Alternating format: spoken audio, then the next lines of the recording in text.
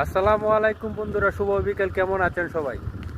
বন্ধুরা, আমি এই সৌদি আরবের মধ্যে বুঝছেন মরুভূমিতে কাজ করি। তো আমি এই জায়গায় একটা উদ্যোগ নিছি এই কারণে যে আমি একটা জায়গায় মাছ চাষ করবো।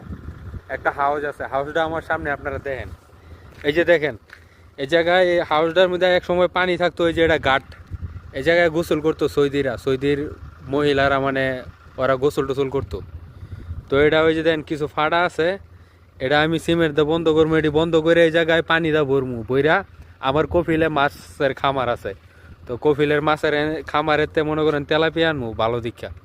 বড় বড় তেলাপিয়াই না 8-10টা ছাড়মু, বাস 1 বছরে বইরে যাবো। এই জায়গায় খাওয়ানোর কোনো অভাব নাই। তো তেলাপিয়া মাছ চাষ করলে কেমন হইব বন্ধুরা দেখেন। আমার কফিলের 200-250-র মতো এরকম হাউস আছে, হ্যাঁ মাছ চাষ করে। বিভিন্ন জাতের মাছ আছে, আপনার তেলাপিয়া আছে, কার্পু আছে, রুই আছে, অনেক কিছু মাছ আছে। তো আমি উদ্যোগ নিছি এই জায়গায় মাছ চাষ করবো, যে খাওয়াটা মনে করেন যে চললে যেই যে জায়গায় মাছের যেই দাম।